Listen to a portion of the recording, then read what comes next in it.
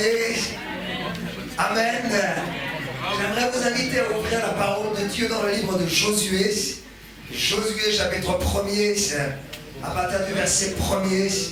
Josué 1er, à partir du verset 1er. Et nous sommes dans un culte spécial dans lequel nous voulons présenter à l'église du CRC la vision pour cette année tout à fait spéciale, puisque nous allons entrer dans notre nouveau lieu de culte. Spécial aussi parce que le Seigneur lève au milieu de nous des serviteurs et des servantes. Donc nous lisons dans Josué chapitre 1er, à partir du verset 1er, après la mort de Moïse, serviteur de l'Éternel, l'Éternel dit à Josué, fils de Nun, serviteur de Moïse, Moïse mon serviteur est mort, maintenant lève-toi, passe le Jourdain, toi et tout ce peuple, pour entrer dans le pays que je donne aux enfants d'Israël. Et au verset 11, parcourez le camp, et voici ce que vous commanderez au peuple, préparez-vous des provisions, car dans 3 jours, vous passerez ce Jourdain pour aller conquérir le pays dont l'Éternel, votre Dieu, vous donne la possession. Et sur Josué chapitre 3, à partir du verset 2, au bout de 3 jours, les officiers parcoururent le camp et ils donnèrent cet ordre au peuple. Lorsque vous verrez l'arche de l'alliance de l'Éternel, votre Dieu, qui sera portée par les sacrificateurs, les Lévites, vous partirez du lieu où vous êtes et vous vous mettrez en marche après elle. Mais il y aura entre vous et elle une distance d'environ 2000 coudées. N'en approchez pas. Elle vous montrera le chemin que vous devez suivre, car vous n'avez pas encore passé par ce chemin. Et à partir du verset 15, quand les sacrificateurs qui portaient l'arche furent arrivés au Jourdain et que leurs pieds se furent mouillés au bord de l'eau, le Jourdain regorge par-dessus toutes ses rives tout le temps de la moisson. Les eaux qui descendent d'en haut s'arrêtèrent et s'élevèrent en un monceau à une très grande distance près de la ville d'Adam, qui est à côté de Tsartan. Et celles qui descendaient vers la mer de la plaine, la mer Salée, furent complètement coupées. Le peuple passa vis-à-vis de Jéricho. Les sacrificateurs qui portaient l'arche de l'alliance de l'Éternel s'arrêtèrent de pied ferme sur le sec au milieu du Jourdain, pendant que tout Israël passait à sec jusqu'à ce que toute la nation eût achevé de passer le Jourdain. Amen. Amen. Cette année, nous allons passer le Jourdain. Amen. Je voudrais vous entendre dire Amen. Nous allons passer le Jourdain. Alléluia. Peux-tu le dire à ton frère qui est à côté de toi? Cette année, on passe le Jourdain. Cette année, on passe le Jourdain. Alléluia. On passe le Jourdain. Alléluia. Pour entrer dans le pays promis. Je suis persuadé que pour chaque homme, chaque femme sur cette terre, chaque enfant de Dieu, il y a un pays promis. Il y a un pays promis pour toi. Il y a un pays promis pour ta famille. Il y a un pays promis pour ton couple. Tu n'es pas appelé à l'échec, tu es appelé à la réussite. Tu n'es pas appelé à l'échec, tu es appelé au succès. Tu auras du succès dans tes entreprises et tu réussiras. Et nous disons à tous ceux qui entreprennent cette année des études, qui vont passer des diplômes, qui commencent des entreprises, qui commencent des promotions dans leur travail, vous allez réussir. Parce que l'Éternel, votre Dieu, est avec vous. Alléluia. Vous entrerez dans votre pays promis. Mes frères et sœurs, s'il y a un pays promis pour chacun d'entre nous, nous croyons aussi que pour chaque église locale, il y a un pays promis. Et Dieu a un pays promis pour cette église du CRC. Alléluia. Depuis près de 30 ans maintenant, si vous me permettez de faire un petit historique, un peuple s'est mis en route. Sous la conduite du pasteur Jacques, une poignée de personnes s'est levée. Alléluia. Ils sont partis sur une vision donnée par Dieu. Et dans cette vision, il y avait là des centaines et des milliers de gens qui étaient rassemblés et qui étaient en train de louer, qui étaient en train d'adorer, qui étaient en train de glorifier le Seigneur. Mes frères et sœurs, aujourd'hui, j'aimerais vous dire, c'est notre vision. C'est la vision de cette église. Dieu nous appelle à rassembler un peuple de milliers de personnes dont le seul but sera de glorifier Jésus. Dont le seul but sera de rendre gloire au Seigneur. C'est notre vision. Alléluia. Et tout cela a commencé à Clichy-sous-Bois. Tiens. Ça vous dit quelque chose, Clichy-sous-Bois? Tout ça a commencé à Clichy-sous-Bois. Alléluia. Résidence La Forestière, bâtiment 10, premier étage. Je ne connais pas encore parce que je l'ai tellement écrit sur les fiches que nos professeurs nous demandaient de remplir lorsque c'était la rentrée des classes et nous habitions là-bas. Et Dieu a commencé cela dans ce petit appartement. 7 ou 8 personnes ont commencé à se réunir et puis ils sont montés jusqu'à 25 personnes. Les classes d'école du dimanche avaient lieu dans ma chambre. Et je me souviens de mes parents qui rangeaient les meubles. Il fallait tout enlever pour faire le maximum de place dans le salon. C'était notre routine du dimanche. Et l'église s'est développée, l'église a grandi. Ensuite, l'église a loué un petit bâtiment près de l'avenue de la Résistance au Rincy. Et pendant 3 ans, l'église s'est trouvée là-bas et a continué d'annoncer l'évangile et de se développer. Et puis, en 1984, l'Esprit du Seigneur a conduit l'église dans ce bâtiment dans lequel nous sommes aujourd'hui. À l'époque, c'était une ruine. À l'époque, c'était un endroit qui avait besoin d'être restauré, mais cette trentaine, quarantaine de personnes, avec foi, on dit, c'est le plan de Dieu, c'est notre pays promis. Alléluia. Ils ont acheté ce bâtiment par la foi et Dieu a permis que ce bâtiment ensuite soit relevé.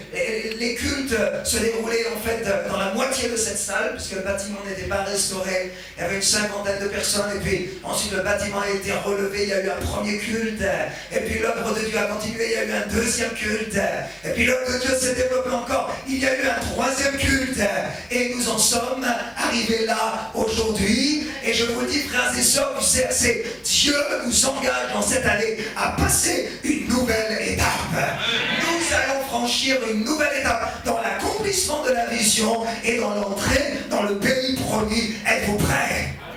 Alléluia. Dieu nous a donné cette image du Jourdain parce que c'est vrai, lorsque nous avançons, il y a des obstacles, il y a des barrages qui nous empêchent d'avancer. Mais Dieu a parlé en janvier 2015 au travers de la bouche du pasteur Koulibaly en disant c'est le moment de traverser le Jourdain. Et peu après, Dieu a ouvert cette porte pour que l'Église puisse louer ce bâtiment à la salle Fado. Frères et sœurs, nous sommes à un tournant de la vie de notre Église. Ceci est le message que je voudrais vous donner. Nous sommes à un tournant. Je pensais à cela en voyant quelques reportages sur, vous savez, les migrants. Ceux qui aujourd'hui, suite aux guerres et au terrorisme, arrivent dans nos pays européens. Ils viennent de Syrie, ils viennent d'Irak, ils viennent d'Érythrée. Et en écoutant les témoignages de papa et de maman, j'étais étonné de voir qu'il y a eu un moment dans leur vie où il y a vraiment eu un tournant. C'était dans leur pays, et puis il y a un moment où un papa dit mais il y avait tellement la guerre, les bombes tous les jours, le danger du terroriste, on était pratiquement, on ne savait pas si on allait mourir ou vivre en se levant le matin. Et un papa disait mais un matin je me suis dit maintenant il faut que ça change, il faut qu'on parte, il faut qu'il y ait un tournant dans nos vies. Alors on s'est dirigé vers ces embarcations et on a dit à la vie, à la mort, il faut qu'il y ait un changement dans notre vie. Et je voudrais vous dire, il y a des moments comme ça dans nos vies où il y a des tournants. Et il y a des moments dans la vie de l'Église où il y a des tournants. Et c'est un tournant. Alléluia. Nous pouvons dire oui ou nous pouvons dire non. Si nous disons non à l'œuvre de Dieu, alors nous resterons une gentille petite Église, pas si petite que ça. Il y a des centaines de personnes, mais nous resterons une gentille église qui se réunit tous les dimanches, qui continue de célébrer le Seigneur. Mais mes amis, je voudrais vous dire, Dieu a pour nous plus que cela. Et Dieu engage l'église aujourd'hui. Et ce matin, et dans cette année, à dire au Seigneur, oui, nous allons entrer dans le projet que tu as préparé pour nous. Alléluia. Si nous disons oui, frères et sœurs, si nous disons oui, je vous promets des combats. Je vous promets des luttes. Je vous promets la guerre. Mais je vous promets aussi que beaucoup de rames vont se convertir et vont avoir leur vie changée. Je vous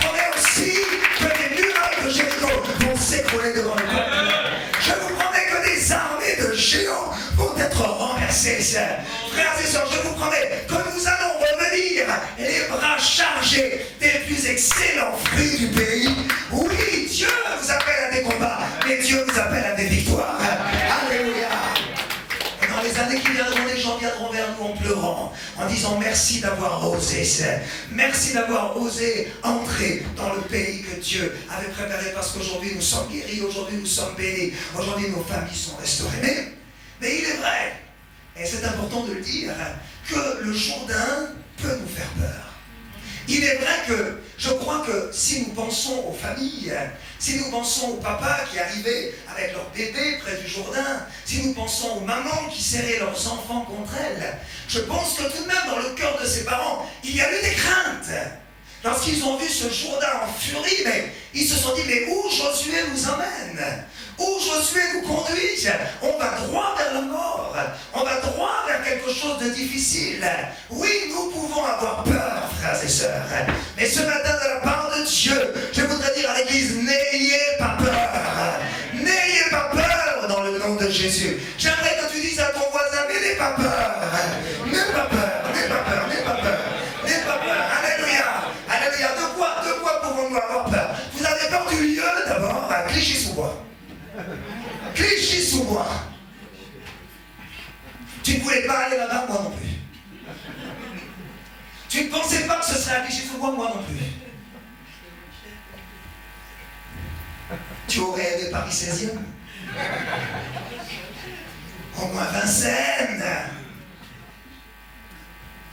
Au moins Laurency. Laurency. On est d'accord pour Laurency. Mais Clichy-sous-Bois, une des communes les plus pauvres. Je ne dis pas de notre région, mais je dis de notre pays. Clichy-sous-Bois, une des communes les plus pauvres de France. Et c'est là, Seigneur, que tu nous demandes d'installer l'église. Et même moi, au début, je n'étais pas d'accord, comme certains d'entre vous. Seigneur, comment se fait-il que tu nous conduis là, dans cette ville? Nous pensions que nous devions avoir des gens riches pour construire l'église, et tu nous envoies vers les pauvres. Et pendant cet été, je priais, et j'ai pris le temps pour prier pour ce projet, et un soir, l'Esprit de Dieu est rentré dans la chambre. Alléluia. Il y a des moments où l'Esprit de Dieu va te parler. Il y a des moments où l'Esprit de Dieu, qui est un esprit prophétique, vient, et Dieu m'a donné une prophétie pour l'Église. Et j'ai pris rapidement un cahier et je l'ai écrit. Et j'aimerais vous la lire dans le nom de Jésus pour que vous receviez ce que l'Esprit dit à l'Église du CRC. Je vous envoie vers les pauvres. Je vous envoie vers les démunis, dit le Seigneur. Vers les étrangers, vers les désespérés. Rappelez-vous que le ministère de mon fils a été exercé d'abord envers les prostituées, envers les lépreux, envers les samaritains, envers les malades, envers les adultères et envers les rejetés. Heureux celui qui s'intéresse aux pauvres, dit le Seigneur. Vous allez donner votre vie pour eux. Vous allez les aimer, vous allez les secourir, vous allez les visiter, vous allez les aider et vous allez les laver avec le sang de Jésus. Et vous allez transformer la ville et ses alentours, dit le Seigneur. Et ce que les politiques n'ont pas réussi à faire depuis 40 ans, vous allez le réussir avec moi et mon esprit sera sur vous. Et ce sera comme à Samarie, du temps du diacre Philippe, il y aura une grande joie dans cette ville. Et la transformation sera si radicale que les grands, les riches, les influents vont venir et vous demanderont d'où vient le changement. Et alors les pauvres amèneront l'évangile aux riches. Les pauvres amèneront l'évangile aux riches. Les pauvres amèneront l'évangile aux riches. Alléluia. Et je méditais sur ces paroles et je les lisais et les relisais. Et voici qu'une jeune dame qui habite Neuilly-sur-Seine m'a téléphoné. Les quartiers les plus huppés de notre région parisienne. Elle m'a lancé un coup de fil il y a quelques semaines. Elle m'a dit, j'ai entendu parler de votre ministère et j'aimerais que vous puissiez prier pour moi. Et elle a raconté les difficultés par lesquelles elle passait. Je lui ai dit, est-ce que vous savez où nous sommes? Elle ne savait pas, je lui ai dit, nous sommes dans le 9-3. Elle a dit, c'est pas grave, je viens. Elle a quitté sa banlieue chic. Elle a pris le métro, le RER, le bus, et elle est arrivée jusqu'ici, dans le 9-3. Et là, on a parlé pendant un moment dans le bureau, elle m'a expliqué sa détresse. Et je n'ai pas là à vous raconter ses problèmes, mais ce que je peux vous dire, c'est qu'au bout d'une heure et demie, 2 heures, le Saint-Esprit est descendu dans le bureau. Et cette femme a été délivrée et guérie dans le nom de Jésus. Puissance du Seigneur l'a touchée. Alléluia. Et je vous raconte ça parce que ensuite nous sommes repartis, elle est descendue, elle a descendu les escaliers, nous nous sommes retrouvés dans la cour et je l'ai ramenée à la sortie de l'église et elle m'a dit une parole. Elle ne savait pas que c'était une parole de Dieu, mais l'Esprit du Seigneur tout d'un coup m'a dit, ça c'est une parole pour toi, c'est une parole pour l'église. Elle m'a dit, pasteur, aujourd'hui ce sont les pauvres qui ont amené la délivrance aux riches. Aujourd'hui ce sont les pauvres qui ont amené la délivrance aux riches. Aujourd'hui ce sont ceux qui pauvres qui ont amené la délivrance aux riches. Frères et sœurs, voilà ce que Dieu va faire à Clichy-sous-Bois. Nous allons toucher les pauvres et ensuite les pauvres amèneront l'évangile aux riches dans le nom de Jésus. N'aie pas peur de Clichy-sous-Bois. Tu as peur de la location? Tu as peur de la location? Frères et sœurs, savez-vous que nous n'avons pas toujours été propriétaires de nos locaux? Lorsque nous étions il y a plusieurs années de cela au Rincy, nous étions des locataires. Mais frères et sœurs, puisque nous ne pouvons pas aujourd'hui, tel que nous sommes, acheter un bâtiment, devons-nous attendre 5 ans, 10 ans, 15 ans, que nous ayons amassé suffisamment d'argent pour acheter quelque chose? Et pendant ces 10 ans, 15 ans, les forces de l'Église vont s'amenuiser, les ministères ne pourront pas se lever, l'œuvre que Dieu va faire ne se fera pas dans la dimension qu'il désire. Où allons-nous? Entrer par la porte que Dieu ouvre et dire, Seigneur, nous allons faire ton œuvre là-bas dans cette salle Fado. Nous allons amener beaucoup de gens vers toi et il y aura un moment où Dieu nous permettra d'acquérir un lieu. Alléluia. Alléluia. De quoi as-tu peur, mon frère, ma soeur? As-tu peur des quelques personnes qui quittent l'église aujourd'hui?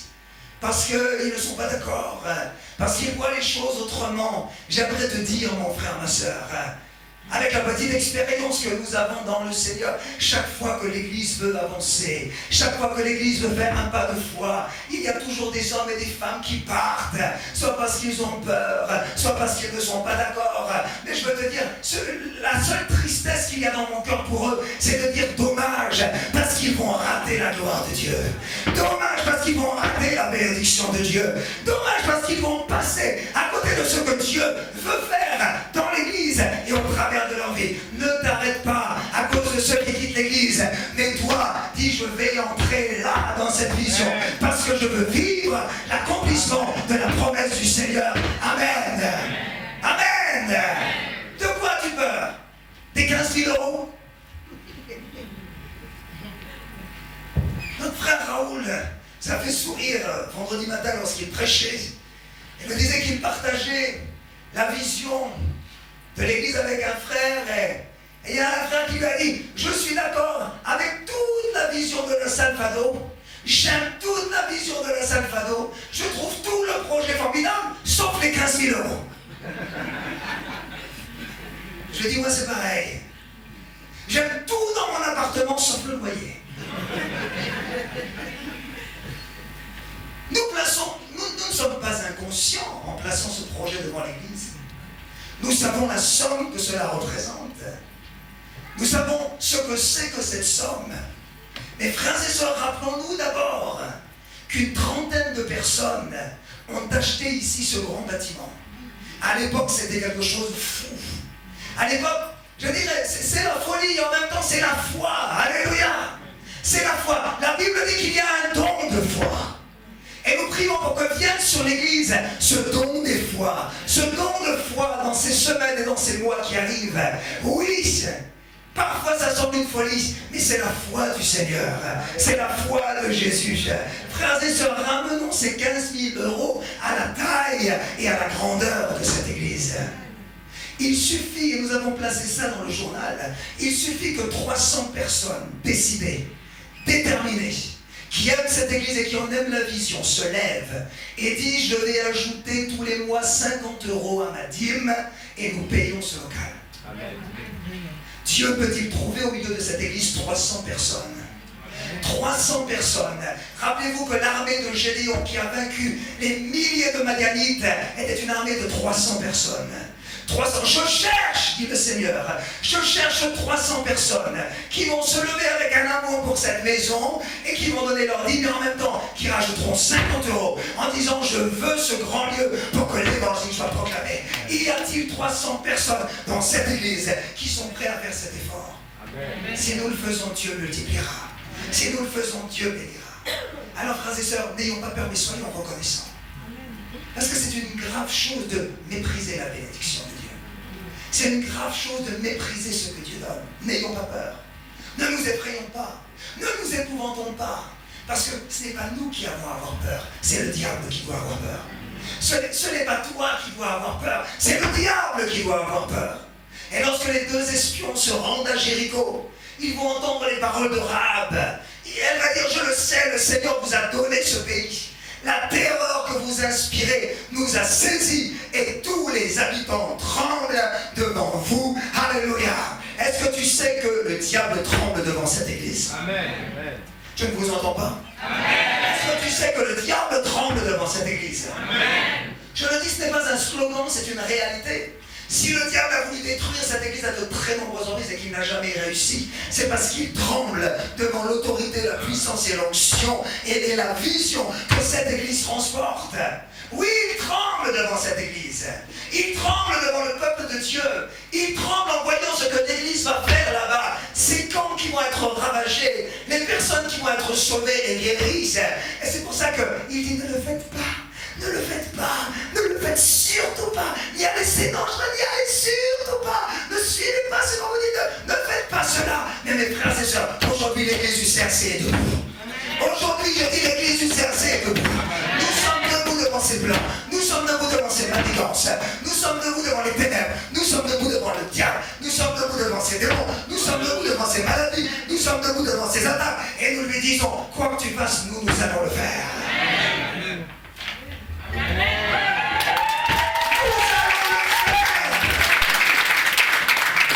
Nous n'avons pas peur. Alléluia. Alléluia. Nous allons accomplir la vision de Dieu. Quelle est cette vision? Un centre d'évangélisation dans cette banlieue parisienne. Un centre d'évangélisation. Nous croyons, merci Seigneur pour toutes les petites salles dans lesquelles l'évangile est annoncé. Mais nous croyons que Dieu veut des grands lieux où l'évangile est proclamé. Donnons-nous un an, frères et sœurs, de mars 2016 à mars 2017. Donnons-nous un an et vous verrez si l'église n'est pas multipliée. Et si nous n'aurons pas besoin très rapidement de faire un deuxième culte dans cette salle, parce que Dieu multipliera le travail. Notre mot d'ordre, des centaines ici, des milliers là-bas.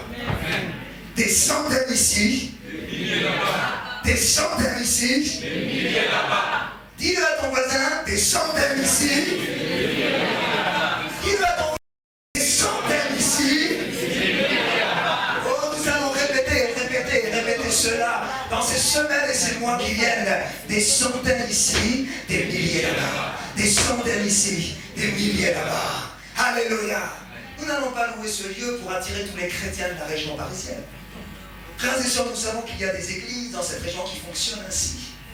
Et qui prennent les gens que tu as gagnés chèrement, durement, et qui maintenant les prennent et font grandir leurs églises comme ça, en amenant des chrétiens d'autres églises, qui les prennent à d'autres pasteurs, en les attirant avec, je ne sais pas quoi, d'autres paroles, d'autres louanges.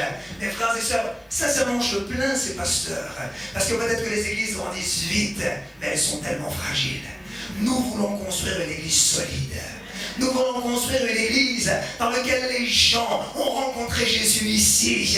Leurs vies ont été transformées ici. Ils ont été guéris ici.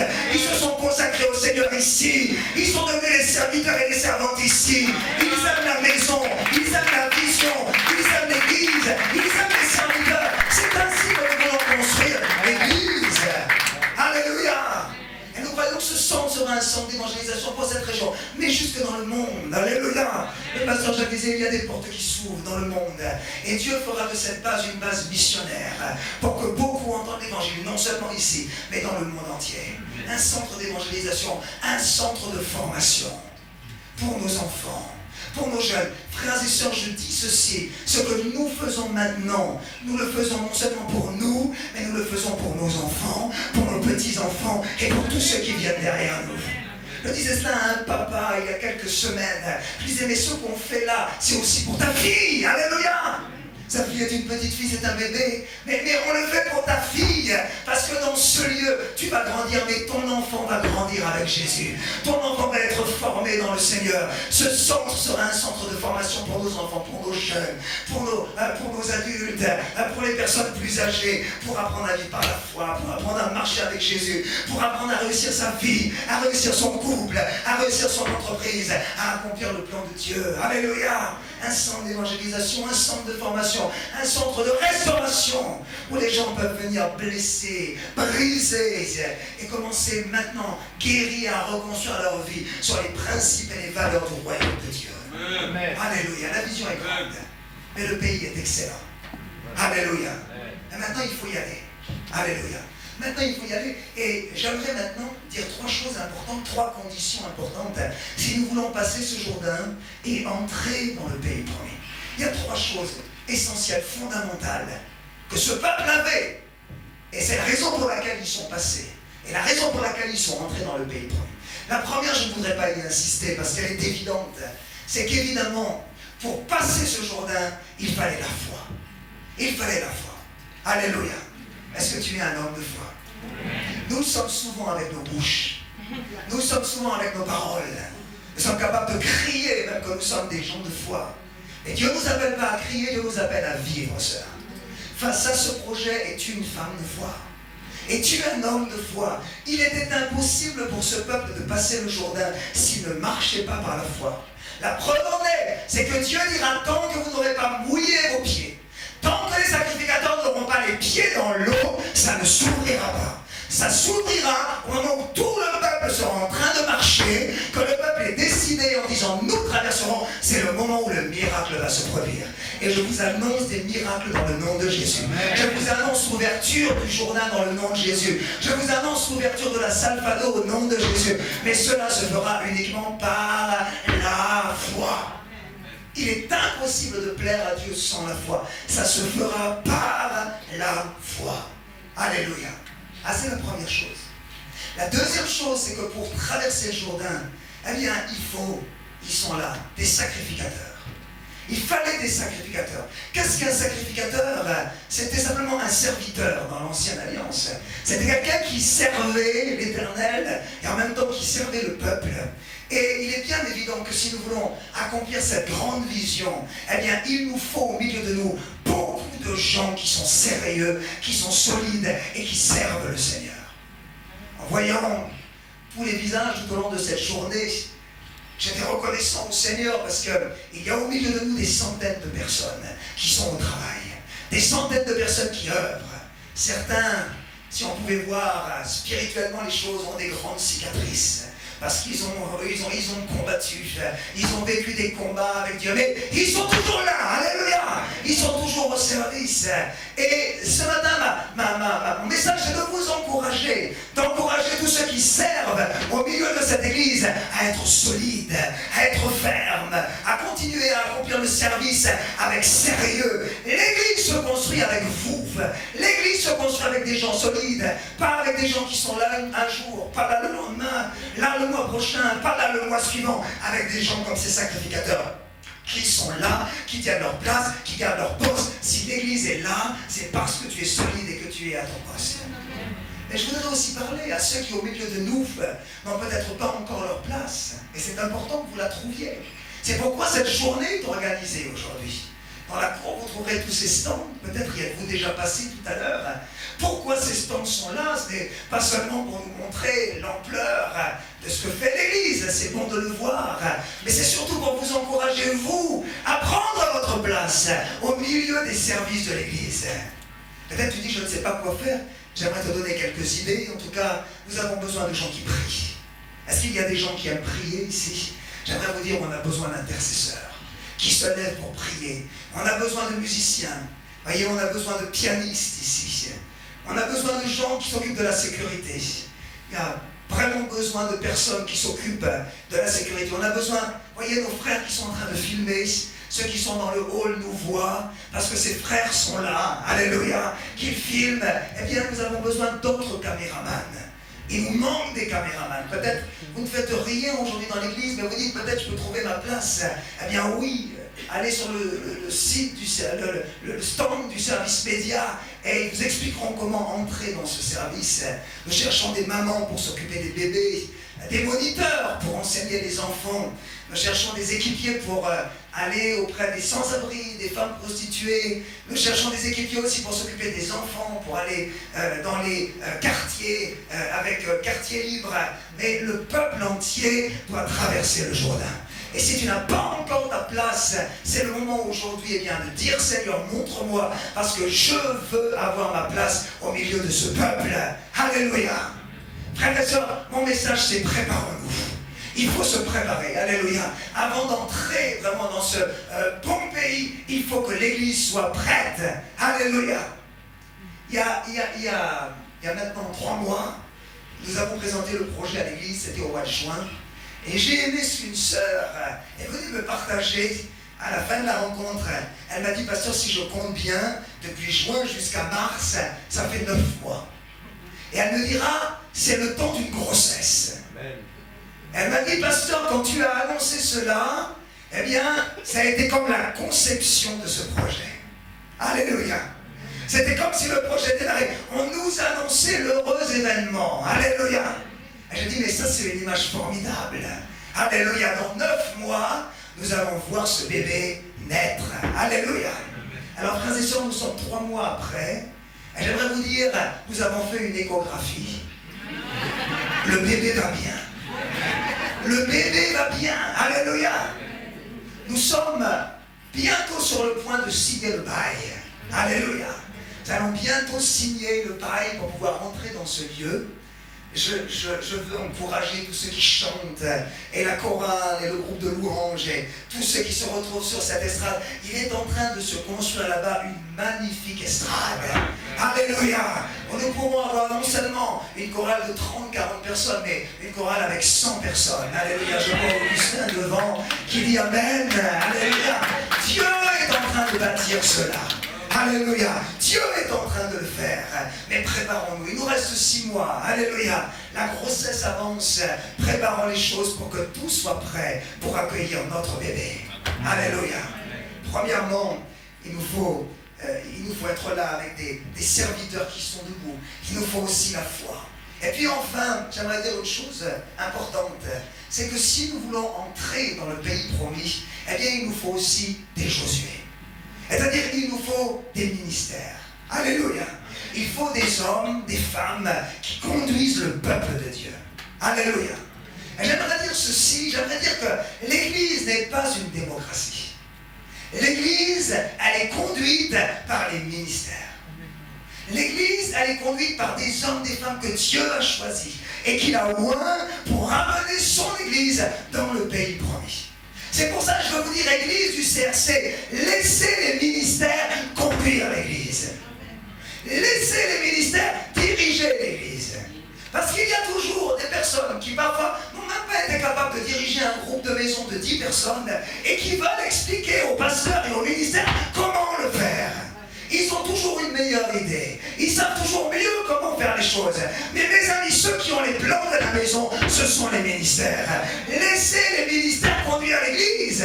Alléluia. Imaginez que moi qui ne sais même pas faire cuire un œuf sur le plat, j'aille dans la cuisine d'un grand restaurant et j'aille dans la cuisine d'un grand chef étoilé 3 étoiles. Et il est en train de faire la cuisine. Et moi je viens, et je m'approche de ce grand chef cuisinier et dis, est-ce que tu es sûr que tu as mis assez de sel? Et puis, est-ce que tu es sûr que tu as mis assez de cumin? Et puis je dis encore vers lui, est-ce que ça va pas être trop cuit la viande? Écoutez, au bout d'un moment, ce grand chef cuisinier va se lever et il va me dire, Yves, tu retournes faire ton travail de pasteur et tu me laisses faire mon travail de cuisinier. Laissez les pasteurs faire leur travail de pasteur. Laissez les ministères faire leur ministère et conduire l'Église et vous serez bénis. Amen.